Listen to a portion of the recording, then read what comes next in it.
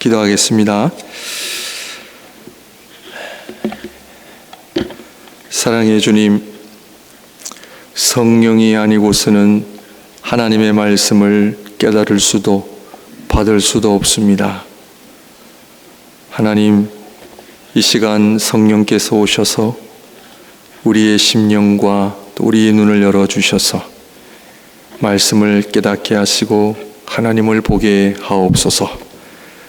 하나님, 주님의 몸된 교회를 주님 앞에 올려드립니다.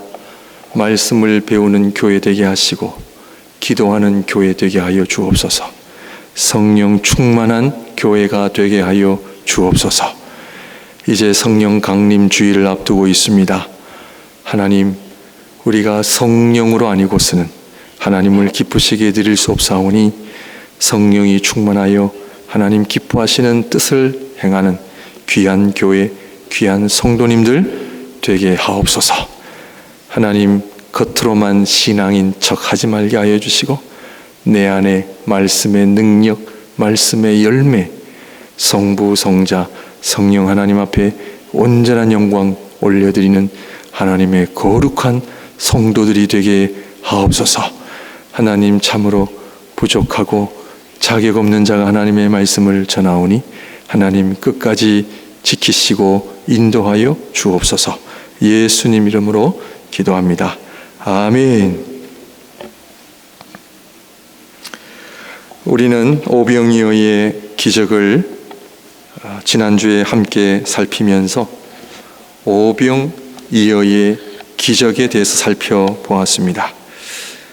오병이어의 기적은 우리의 배고픔을, 우리의 병듦을 해결해 주시는 것이 본질이 아니라 오병이어로 오신 주님, 우리를 위하여 오병이어가 되셔서 많은 사람들에게 또 온 인류에게 그 예수 그리스도의 그 하늘의 양식을 통하여 우리가 육신의 배고픔만이 아니라 영적인 배고픔, 현실을 살아가면서 필요한 것들이 해결되어질 뿐만이 아니라 더 중요한 우리의 영적 세계가 열리고 하나님과의 관계가 회복이 되어지고 말씀에 순종하게 되어지고 하나님의 나라를 구하는 그런 삶으로 인도하는 그 은혜가 바로 오병이어의 기적이다.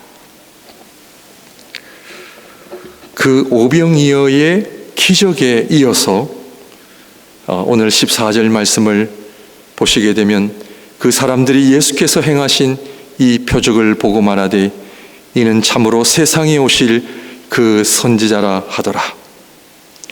그래서 사람들이 예수님을 이제는 우리의 왕이 오셨구나, 이분이야말로 우리의 왕이시다라는 그런 생각을 갖고 예수님, 이제는 우리의 왕이 되어 주십시오.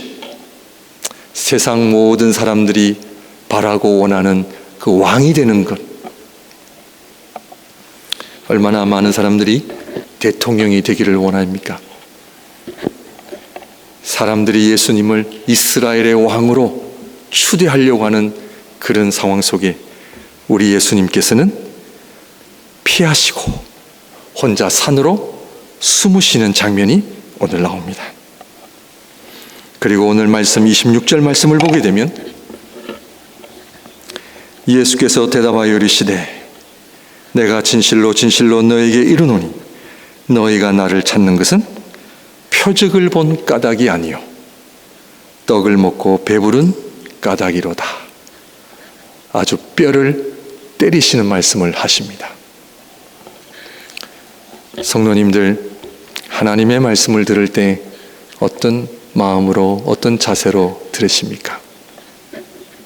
하나님의 말씀이 여러분들의 마음을 좀 불편하게 하십니까? 아니면 뼈를 때리는 그런 일들이 일어납니까? 아니면 듣기가 거북하고 힘드십니까? 아니면 은혜로우십니까? 아니면 귀를 닫고 계십니까? 예배 시간에 여러분들 핸드폰을 잘 오프하신 줄 믿습니다. 핸드폰을 혹시나 보고 계신다면 관심을 끄시고 하나님의 말씀에 귀를 기울이는 시간이 되시기를 바랍니다. 신앙생활 왜 하세요? 왜 주님을 찾으십니까?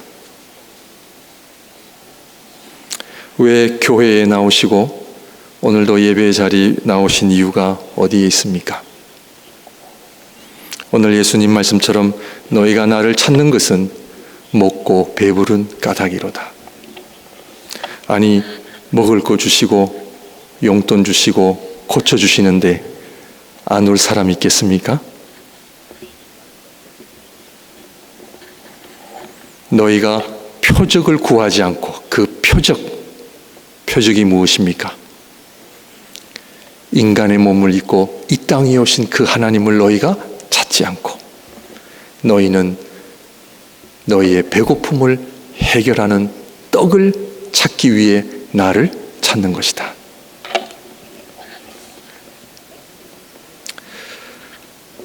우리가 신앙생활하는 궁극적인 목적, 예배를 드리는 목적, 오늘 설교 제목처럼 주님을 찾는 목적. 고난이 오시더라도 예배 드리시겠습니까? 나의 목숨이 위태롭더라도 주님을 부인하지 않고 예배 자리 나오시겠습니까? 다른 말로 말하면 그런 표현이죠. 주님은 과연 저와 여러분들의 목숨보다 더 소중한 분이십니까? 지난주에 나눠드린 초기교회 이야기 책을 통해서 안디옥의 이그나시우스 감독의 여러분들 편지를 읽어보셨습니까?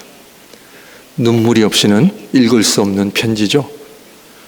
21세기를 살아가는 신앙인들에게 많은 도전과 많은 감동을 주는 그 고백. 그 안디옥의 이그나시우스 감독을 통해 우리 신앙인들의 삶의 목적, 주님을 섬기는 이유, 오늘 21세기 밴쿠버 땅에 정말 주님을 순수하게 사랑하고 정말 주님을 순수하게 예배하고 정말 하나님을 순수하게 섬기는 신앙인들이 또 목회자들이 얼마나 있다 생각하십니까? 사람들은 14절에 그 사람들이 예수께서 행하신 이 표적을 보고 말하되 이는 참으로 세상에 오실 그 선지자라 하더라. 오병이어를 통해 주님을 향해 참되신 선지자이시다라고 고백을 하면서 이 예수님을 자신들의 임금으로 모시자는 것이죠. 물론 그들의 고백처럼 우리 주님께서는 참된 선지자시요 참된 왕이시요 참된 제사장의 역할로 오신 것도 맞습니다. 틀린 이야기는 아닙니다. 그러나 정말 사람들은 하나님의 선지자를 바라고 기다릴까요? 하나님의 선지자는 어떤 사람입니까? 하나님께서 선지자들을 보내실 때는 왜 보내십니까? 그것은 하나님의 말씀을 전하는 목적 때문입니다. 그렇다면 유대인들은 하나님 말씀을 전하는 선지자들의 말을 잘 들었나요? 사람들의 표현을 잘 보셔야 합니다. 우리가 기다리던 참으로 오실 그 선지자, 그러면 지금까지 그들은 선지자들의 말을 잘 들었나요? 그들의 표현 속에 그들의 위선과 이중성이 드러남을 우리는 알아야 합니다. 이것은 오늘 우리 안에서도 하나님의 말씀을 원하고 바라지만 진정 하나님의 말씀이 다가오면 우리는 좋아하지 않습니다. 인간들은 진리를 좋아하는 것 같지만 좋아하지 않습니다. 지금 사람들의 이야기와 예수님의 말씀 속에 예수님은 그들 안에 신앙의 이중성, 위선을 끄집어내고 있습니다. 사람들의 관심은 진리인 것 같지만, 하나님을 잘 섬기는 것 같지만, 그러나 사람들은 자신의 행복, 자신의 영광을 더 좋아합니다. 겉은 하나님 말씀, 진리를 사모하고 좋아하는 것처럼 보이지만 실은 내가 잘 살고 건강하고 내가 원하는 삶을 사는 것이 우리 삶의 중심에 있다는 것을 여러분들 생각해 보신 적 있으십니까? 마태복음 23장 37절 말씀을 보게 되면 예루살렘아 예루살렘아 선지자들을 죽이고 내게 파송된 자들을 돌로 치는 자여. 엄청난 예수님의 말씀입니다. 너희가 선지자를 원했느냐? 아니라는 거죠. 하나님께서 파송하신 선지자들을 너희가 죽이고 돌로 치는 자들이요. 암탉이 그 새끼를 날개 아래에 모음같이 내가 내 자녀를 모으려 한 일이 몇 번이더냐? 그러나 너희가 원하지 아니하였도다.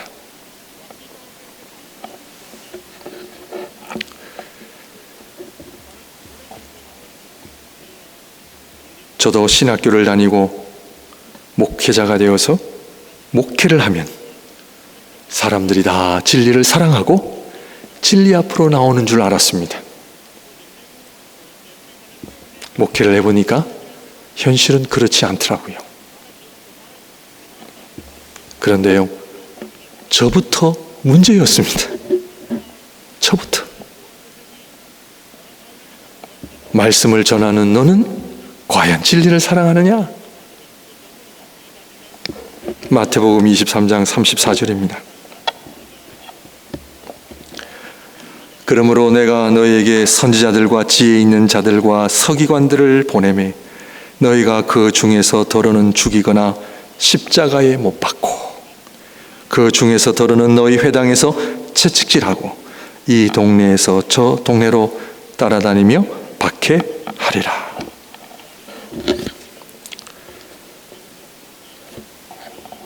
하나님의 선지자들 입장에서는 하나님께서 말씀을 하실 때 얼마나 두려워했는지 아십니까? 왜냐하면 하나님의 말씀을 전하다가 죽을 수도 있기 때문이었습니다. 전승에 의하면, 정확한 기록은 아닙니다만 전승에 의하면 우리가 잘 아는 이사야 선지자, 하나님의 말씀을 므낫세 왕에게 전해라. 므낫세 왕은 악한 왕이었습니다. 선지자들이 하나님의 말씀을 받고 말씀을 전하는 것은 목숨을 거는 행위였습니다. 하나님 말씀에 순종하여 이사야 선지자는 므낫세 왕에게 하나님의 말씀을 전했습니다. 하나님의 말씀을 들은 므낫세 왕이 아멘, 할렐루야 회개했나요? 그 선지자를 그 자리에서 죽여버렸습니다. 므낫세 왕만 그랬나요? 구약을 보십시오. 이스라엘 백성이 선지자들의 말에 순종한 것은요, 몇 번 없습니다. 90% 이상이 거부했습니다. 하나님의 아들이신 주님께서 오셨는데 아버지께서 종들을 보낸 것이 아니라 이제는 아들을 보내면 내 아들은 그들이 존경하리라. 그런데 아들까지도 사람들은 십자가에 못 박아 버렸습니다. 여기가 우리 신앙의 출발이 되어야 합니다.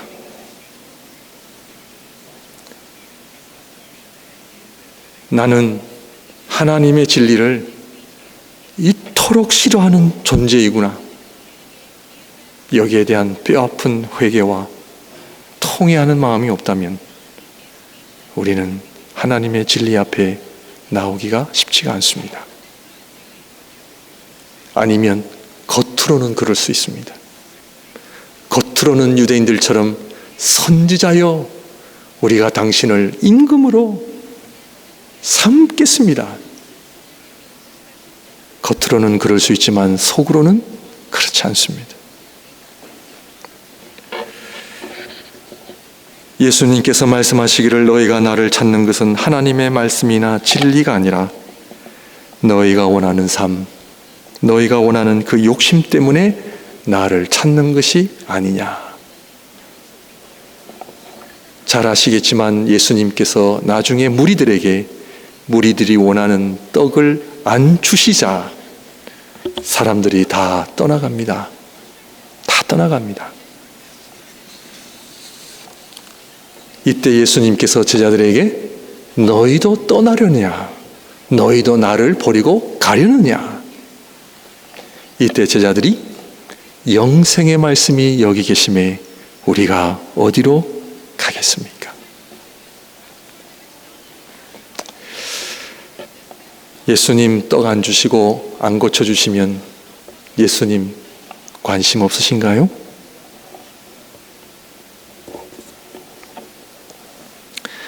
잘못된 신앙의 목적과 동기를 지닌 유대인들 앞에서 주님께서 취하신 행동은 사라지시는 겁니다. 예수님께서 이 사라짐의 의미를 우리가 좀 더 잘 보아야 합니다. 우리의 중심이 하나님 말씀이 아니라 진리가 아니라 인간 중심의 가치관과 목적이 있을 때 진리는 우리 앞에서 사라집니다. 우리와 함께하지 아니하십니다. 주님이 계시지 않는 자리, 주님이 떠나신 자리는 결국 어둠, 공허, 혼돈의 연속임을 우리는 알아야 합니다. 우리의 인생은 부모님이 날 버려서, 사람들이 날 힘들게 했어, 독재자가 우리를 힘들게 했어, 물질이 없어서, 건강이 없어서가 아니라 우리 인생이 힘든 이유는 주님이 우리와 함께 하지 않으시기 때문입니다. 그것은 진리가, 하나님의 말씀이 내 심령과 내 삶에 확 있지 않기 때문에 그래요. 겉으로 이거는 아니에요. 하는 척 이것도 아닙니다. 그 진리가 내 안에 거하고 너희가 내 안에 거하고 내가 너희 안에 거하면 무엇이든지 원하는 대로 구하라. 그리하면 이루리라. 왜 기도 응답이 안 돼요? 왜 하나님 살아 계시지 않는 것처럼 힘든 삶의 연속이라 생각하세요?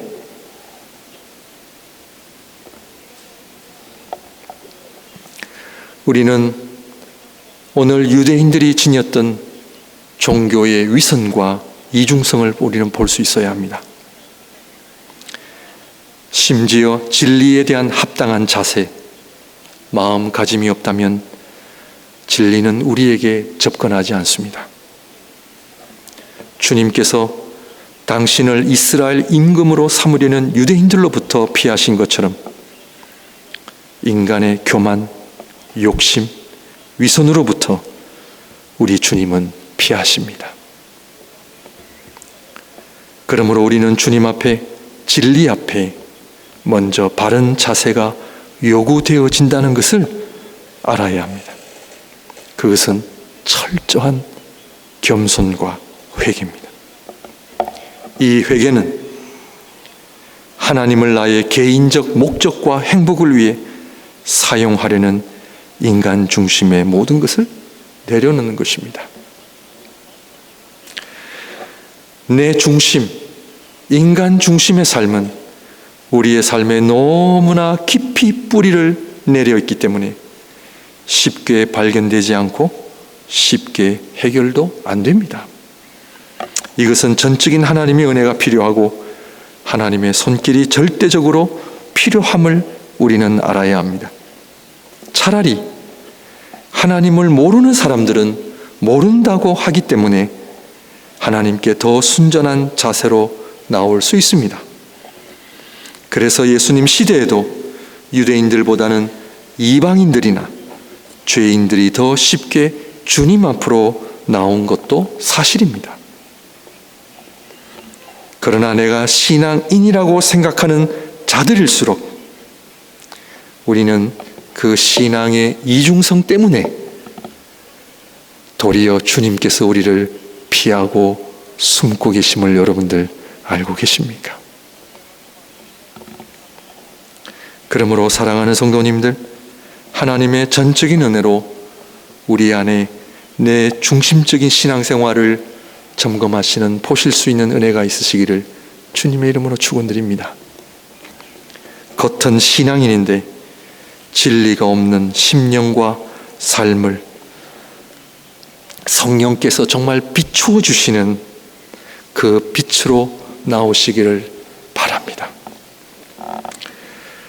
저희 사역자들은요, 하나님의 영광을 이용하고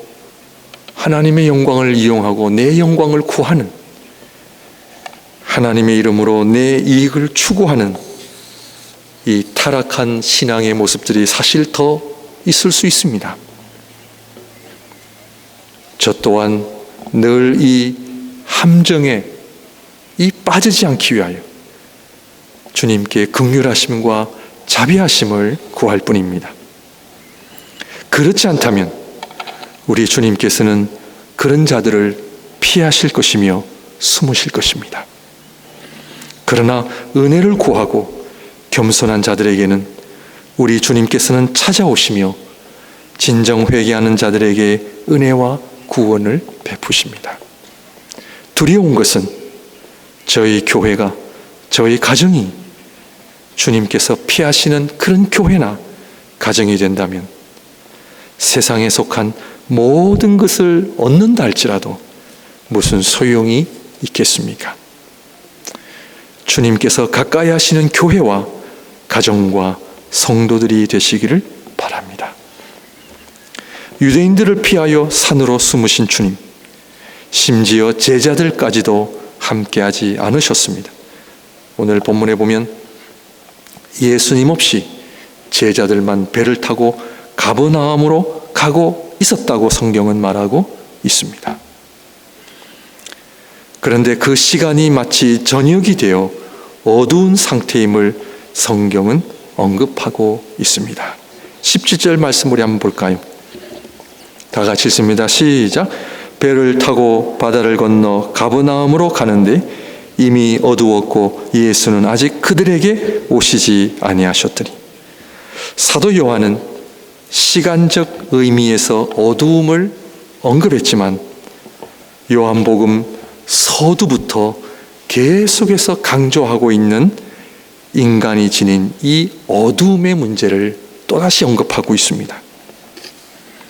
예수 그리스도가 그들과 함께하지 않으심으로 그들의 삶은 또 어두움의 지배를 당하고 있다는 것을 지금 보여주고 있는 것이죠. 심지어 18절 말씀을 보게 되면 큰 바람이 불어 파도가 일어나더라. 진리가 없는 인간의 상태가 바로 큰 바람이 불어 파도가 일어나는 것으로 또 묘사하고 있습니다. 이로 인해 인간은 두려움에 사로잡힙니다. 어둡고 큰 바람과 파도로 인하여 제자들이 두려움이 있었고, 그래서 사도 요한은 예수님이 계시지 않는 그들 자신들의 처지가 그렇다라고 지금 설명을 하고 있는 것이죠. 혹시 저와 여러분들은 어둠 가운데 있는 것은 아닌지요? 주님 앞에 점검하시기를 바랍니다. 또 이 어둠으로 인해 큰 바람과 파도로 인해 두려움 가운데 있는 것은 아닌지 또 점검하시기를 바랍니다. 구약의 요나 선지자 우리는 잘 아시죠? 그는 선지자였지만 하나님 말씀에 불순종하여 도망을 가던 중 배 밑에 들어가 깊은 잠에 빠집니다. 그런데 갑자기 요나가 타고 있던 배가 큰 바람이 불고 파도가 일어나 배 안에 있었던 사람들에게 난리가 일어났었죠. 그런데 요나는 깊은 잠에 빠져 그 일도 모르고 있었습니다. 깊은 잠에 빠진 요나를 선장이 가서 깨웁니다. 아니, 어떻게 이 난리 가운데 잠을 잘 수가 있느냐? 너희 하나님에게 도움이라도 구해보라고 말합니다. 결국 요나는 자신을 바다에 던짐으로 그 바람과 파도가 잠잠해졌습니다. 큰 바람과 파도는 우리를 망하게 하시는 하나님의 도구가 아니라 하나님의 사람들을 믿음으로 깨우는 역할을 하고 있다는 것을 우리는 알 수가 있습니다. 어두운 가운데 바다를 지나는 제자들에게 큰 바람과 파도가 일어나므로 그들에게 두려움이 찾아왔지만, 그러나 그들에게 은혜를 주시기 위하여 우리 사랑의 주님께서는 물 위를 걸어 오십니다. 유대인들을 피하여 숨으신 그 주님께서 이제는 사랑하는 제자들에게 나타나십니다. 주님께서 오심으로 어두움이 빛으로, 두려움이 기쁨으로 변한 것을 우리는 알 수가 있습니다. 이때 물 위를 걸으시는 사건이 일어나죠. 왠가요? 이분은 창조 세계 위에 계시는 창조주로서 그들에게 다가오십니다. 창조 세계는 그분을 끌어내릴 수가 없습니다. 이것은 심지어 오병이어의 상징인 십자가의 사건 또한 죽음도 이 하나님이신 그분을 끌어내릴 수가 없습니다. 모든 피조물들은 물에 가라앉지만 우리 하나님께서는 물에 가라앉지도 죽음에 의해서도 정복을 당하지 아니하십니다. 지금 여러분 인생에 큰 바람과 파도가 일어나고 있습니다. 그것은 우리 모두를 영적으로 믿음으로 깨우시기 위한 하나님의 섭리하신 줄 믿습니다. 껍데기 신앙에서 진실된 신앙으로, 교만한 자리에서 겸손의 자리로, 내 중심의 자리에서 하나님 말씀에 순종하는 자리로 인도하시기 위함입니다. 유대인들과 제자들을 피하여 숨으신 주님께서 다시 등장하시면서 그들에게 말씀을 하십니다.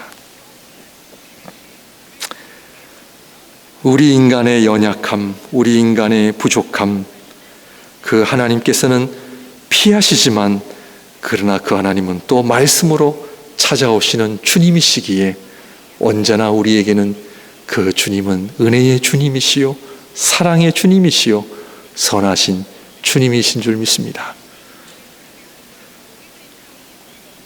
그리고 그들에게 하신 말씀이 오늘 본문인 26절 27절 말씀인데요, 예수께서 대답하여 이르시되 내가 진실로 진실로 너에게 이르노니 너희가 나를 찾는 것은 표적을 본 까닭이 아니요 떡을 먹고 배부른 까닭이로다. 27절 같이 읽습니다. 시작. 다시 시작. 썩을 양식을 위하여 일하지 말고 영생하도록 있는 양식을 위하여 하라. 이 양식은 인자가 너에게 주리니 인자는 아버지 하나님께서 인치신 자니라. 우리 인간은 배고픈 존재로 만드셨습니다. 먹지 못하면 죽습니다. 인간은 고민을 해야 합니다. 왜냐? 배고픈 존재이기 때문입니다. 그러면 밥만 먹으면 행복하냐? 그렇지 않죠. 내가 원하는 물질만 있으면 되느냐? 그렇지 않죠. 오늘 주님의 말씀은 하나님께서 인간을 창조하신 그 목적, 하나님의 형상대로 창조하신 그 원래의 하나님의 목적을 다시 언급하시면서 너희는 피조물이지만 그러나 하늘의 양식을 먹음으로 너희에게 영생과 하나님의 자녀됨과 더 중요한 것은 너희 안에 하나님의 형상이 온전하게 이루어지는 것. 신앙생활은 나의 인간적인 배고픔을 해결하기 위해 존재하는 것이 아닙니다.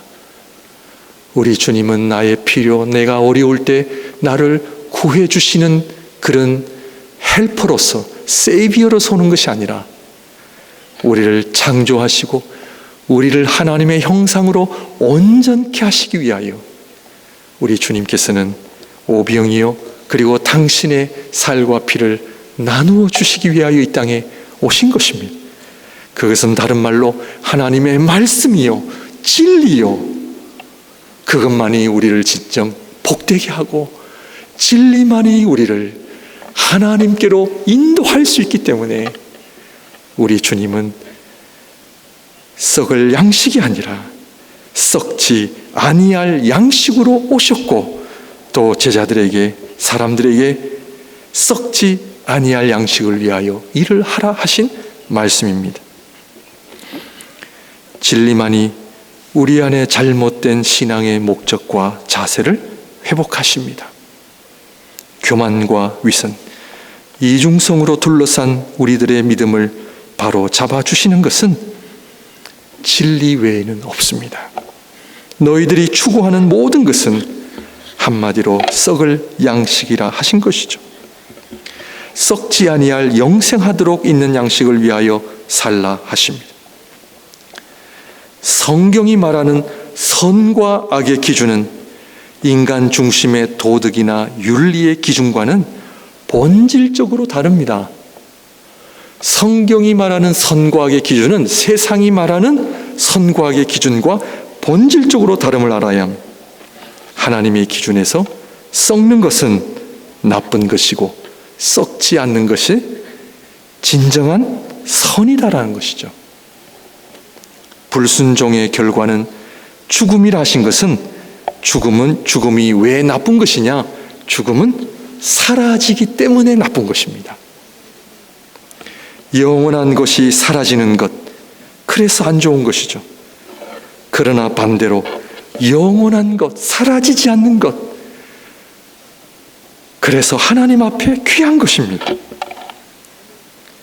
사라지지 않는 영원한 것은요, 진리 외에는 없습니다.